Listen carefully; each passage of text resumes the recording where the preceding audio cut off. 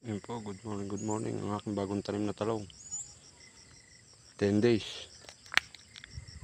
Yan siya. Good morning po.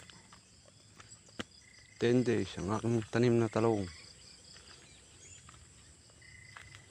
Yan. Naka-recover na siya uli. Another tanim. Po. Tanim lang ang tanim. Yun, ang digos.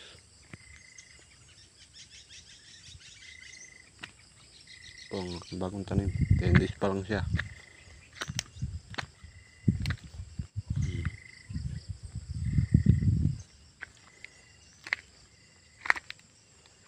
Maganda na siya.